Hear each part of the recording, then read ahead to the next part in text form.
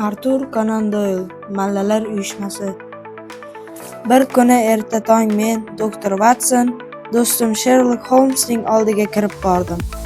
U har doimgidek o'z kreslosida o'tirar, quyuq tutun orasida chuqur o'yga tolib ketgandi. Yonida o'rta yoshlardagi keng yelkali, ammo biroz oddiy qiyofali bir kishi o'tirardi. Uning sochlari juda ham qizil, g'ayrioddiy darajada malla edi. Holmes menga qarab dedi: "Doktor Watson, siz ayni vaqtda juda ham qulay ketdingiz.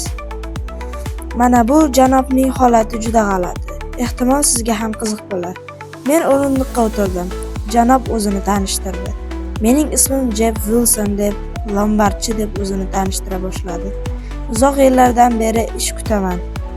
Ishlarni boshlashni juda ham orzu qilaman." "Qani janob Wilson", dedi Holmes. "Hammasini boshidan gapirib bering-chi." Wilson qo'lidagi gazetani tutgach kelib chiqdi. Keyin esa janob Watsonni savolga tuta boshladi. Biroz o'tganidan so'ng bu gazetadagi qizil sochli erkaklar uchun maxsus uyushma a'zo faqat tabiatan qizil sochli erkaklar qabul qilishi, ish haqqi haftasiga 4 funt sterling bo'lishi, soat 10:00 dan 14:00 gacha, ish manzili esa Fleet Streetdagi Dunkin Rose bo'lishini aytdi. "Sizning sochlaringiz aynan shunaqa rangda-ku. Keling sinab ko'ramiz." Shunday qilib ertasi kuni biz Fleet Streetga bordik. U yerda odamlar to'lib ketgan edi. Hammasining sochlari qizil. Qizil turlarining, to'q sariq turlarining, orqa oltin rang turlarining. Men ham bunday turlar arasiga qo'shildim. Ular juda ham ko'p edi.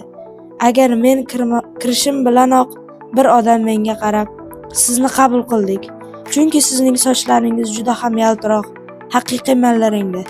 Qolganlarniki esa oddiy bo'yoq xolos.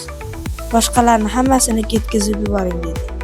Shunday qilib men qizil sochlilar uyushmasi, ya'ni mallalar uyushmasiga qabul qilindim.